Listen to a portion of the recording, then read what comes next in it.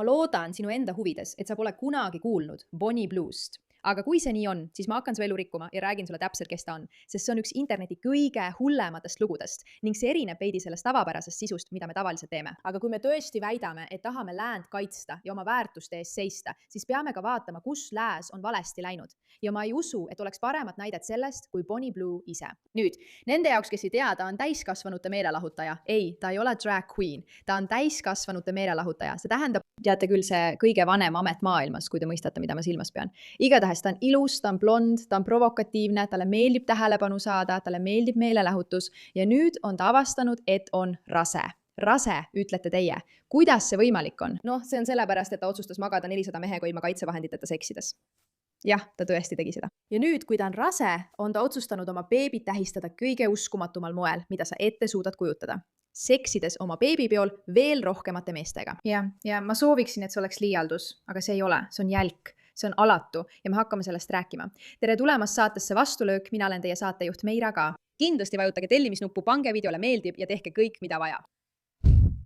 Meil on ees palju tööd. See siin on Bonnie Blue. Imeline, ilus, atraktiivne, tavaline täiskasvanute meelelahutaja, kes väidab, et ootab oma esimest last ja kavatseb järgmisel kuul oma beebipeol korraldada seksuaalseid tegevusi. Reedel, 29. mail oli Briti sisulooja külaliseks LBC's ja tagas üksikasju ürituse kohta, mida ta korraldab järgmisel laupäeval, 6. juunil.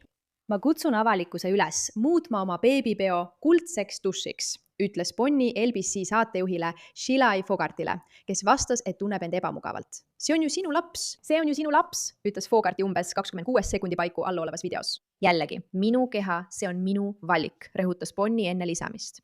Kui raseduse ajal ei tohiks seksida, siis ma ei seksiks, aga kuna võib seksida, siis ma seksin. Bonnie selgitas, et rasedus on paljude inimeste jaoks suur fetiš ja ta tahab oma rasedusest maksimumi võtta, sest see võib juhtuda vaid korra, muidugi mitte siis, kui ta jätkab kaitsmata seksimist paljude meestega. Ma lihtsalt lisan selle väikese märkuse. Intervjuu teises osas ütles Bonnie, et ta esineb seksuaalaktidega beebipeol, mis on osaliselt südamlik ja kus pakutakse traditsioonilisi beebipeo toite ja mänge, kuid kaasatud on ka teised vedelikud.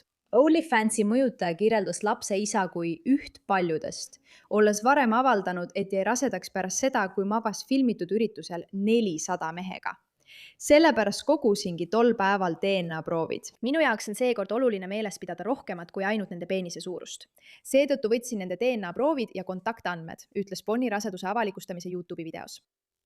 Mis selle artikli juures on nii palju asju, mis on mind iiveldama ajanud? Ma arvan, et sa ilmselt mõistad. Huvitav, see on veel üks artikkel, mis ilmus. Bonnie Blue tunnistab, et viraalne raseduslugu oli välja mõeldud provokatsioon tähelepanu saamiseks, kuid praegu ei paista, et see oleks nii. Vaatame seda lugu natuke lähemalt, kas pole. Ütle mulle, et sa ei võta enam kaltsiumi lisandeid, eks? Sest sa tead ju, et need tõenäoliselt ei aita sind, eriti kui sul pole piisavalt kollageeni organismis. Kollageen, ütled sa? Jah, ma olin ka üllatunud, sest olin samas olukorras nagu sina ja ma ei teadnud, et pärast 30. eluaastal hakkab meie keha tootma järjest vähem kollageeni, 1–2% aastas ja mul on aastaid olnud probleeme liigestega ja ma proovisin kõiki toidulisandeid ning siis leidsin Native Pathi rohusöödetud loomadest pärit kollageeni ja kõik muutus. Sest see on tõeline saladus, kuidas hoida meie nahk pingul, luud tugevad ja liigesed töökorras ja see ei ole ebameeldiv, sest see lahustub täielikult vees või kohvis. Ja tuhanded kasutajad on teatanud täpselt samasugusest kogemusest. Parem nahk, parem uni, vähem valu. Nii et paranda oma elu ja toeta saadet, sest ma loodan, et Native Pathist saavad meie sponsorid meie eripakkumise ja tasuta kohale toimetamisega. Mine aadressile getnativepath.com kalta Meira ka. See on GETNATIVEPATH. GETNATIVEPATH.com /MEIRA. Proovi seda riskivabalt 365 päevase raha tagasi garantiiga. Ma arvan, et see naine võtab asja üsna hästi kokku. Real Michelle Patra. Vaatame. Ma kutsun avalikkuse üles muutma minu beebipeo kuldseks dušiks. Beebipeo seksualiseerimine. See on uus madalpunkt. See on sinu laps. Ja, jällegi, minu keha, see on minu valik. Siin on 2 keha seotud. Veel üks keha ka. Rasedus on väga suur probleem paljude inimeste jaoks. Ja, kes teab? Võib-olla olen ma ainult korra rase, nii et ma kavatsen sellest võtta kõik, mis võtta annab. Milline elu sellel lapsel saab olema? Kui jumal mulle sellise ema annaks, oksendaksin ma iga päev. Sul on lubatud mõelda, et ei, see on tegelikult lihtsalt rakukogum. Ma ei tea, kui kaugel ta praegu on. isegi kui sa arvad, et okei, see on lihtsalt rakukogum. See laps sünnib millise ema ja millise isa juurde. Ja kas ma võin lihtsalt seda öelda? Kui sa oled üks neist inimestest, kes arvab, et saab seda õigustada selle rakukogumi argumendiga, siis sa oled keegi, kes ei usalda oma sisetunnet. Sest tõesti, igaüks, kes kuuleb lugu rasedast naisest, kes jäi rasedaks pärast vahekorda 400 erineva inimesega, ei tea, kes see on. Ja kes on nüüd otsustanud, et oma beebipeol, millega tähistatakse selle lapse sündi, peaks ta magama veel rohkemate inimestega ning ei tunne, et selles oleks midagi moraalselt viltu, siis kahjuks arvan ma, et moraalikoodeksi puudus on sinus, mitte rakukogumis. See tähendab, et see ei ole vaidlus selle üle, kas tegemist on lapsega või mitte. See on küsimus selles, kuidas naised peaksid käituma. Eriti need naised, kes toovad lapsi siia maailma. Ja ma pean ütlema, et kuigi ma tõesti usun, et emad peaksid olema oma laste eest vastutavad, siis mul on selle lapse pärast hirm. Ma mõtlen endamisi, kui kaugele võib minna keegi, kes on nii seksuaalselt perversne. Kuidas saab selline inimene ükskõik millises universumis olla ema? Kui see kõik on pettus ja välja mõeldud lugu lihtsalt selleks, et inimesi vihale ajada, siis tal on see õnnestunud. Inimesed on vihased. See ei ole hea lugu. Aga kui see naine peaks kunagi emaks saama, siis mida ta oma lastele õpetaks? Mis minu jaoks on see üks kurvemaid asju, mida meie ühiskonnas näeme, sest ma arvan, et iga naine teab kuskil sügaval enda sees, et ta tegelikult ei taha tähelepanu nimel magada 400 mehega. Selleks on ka teisi viise. Tead küll, lase rindasid suurendada, aga sa lihtsalt ei taha, et see oleks sinu asi. Ja kui see ongi saanud sinu asjaks, siis on see sellepärast, et sa oled sisemiselt väga-väga katki. Aga me kõik näeme seda lugu ja keskendume sellele, kui vastik see on. Kui paljud meist mõtlevad tegelikult mitte ainult sellele, kuidas see mõjutab last naise kehas kõigi nende tegude ajal. Sest ma ütlen sulle, et rasedus on väga vaimne sündmus ja kõik, mida ema teeb, mõjutab seda last, isegi kui sa ei taha seda uskuda. Ja ma ei taha teada, kui rikutud see laps lõpuks sünnib. Ma lihtsalt ei saa sellest aru.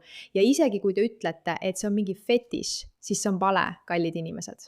Ma arvan, et me kõik teame seda, ma arvan, et me tunneme seda oma kõhus ja me peame endalt küsima, kuidas see üldse lubatud on. Ma mõtlen, kas see on asi, millesse sotsiaalkindlustus peaks sekkuma? Ma ei tea. See ei ole üllatus, sest ta on seda kogu aeg teinud. Ma olen olnud rase 12 nädalat, nii et selle tähistamiseks võtan ma igalt enda tagaseisvalt mehelt 12 muna. Ja võib-olla jälle meelega pahameele õhutamine. See on selge. See on selge. Ta teab, et saab selle ümber tekitada vastuolu, aga see lihtsalt taas tõstatab küsimuse, miks peab naine olema rase või teesklema rasedust ja magama paljude erinevate meestega, et saada tähelepanu, mida ta vajab. Kui hulluks on meie tähelepanu vajadus muutunud? Bonni sõnul muudata isegi sünni millekski, mida saab rahaks teha. Juba 8 kuu pärast olen ma nii elevil, et saan teha maailma suurima otseülekande sünnist. Ainus, mida ma öelda saan, on vaene laps.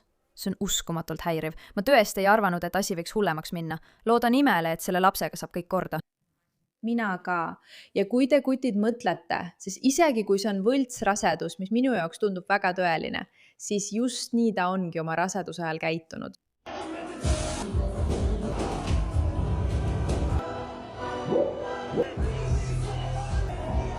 Tuletan teile meelde, kutid, et ta on OnlyFansi staar. Ta provotseerib inimesi meelega. Tõenäoliselt joob ta lihtsalt vett. Ma ei usu, et me tegelikult peame muretsema, et ta oma last alkoholiga mürgitab, aga mõelda, et raseduse ajal, mis on vaimse ärkamise aeg ja aeg, mil naine peaks tõeliselt iseendaga ühendust võtma, mõistma, mida tähendab olla ema ja mida see tähendab, mida ta oma lapsele annab. See ei ole õige käitumine.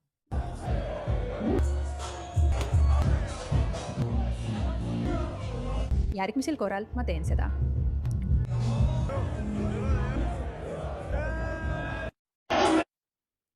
See on lihtsalt ausalt öeldes vastik. Hea uudis on see, et tal on YouTube'is ainult 14 000 tellijat. Tänu Jumalale.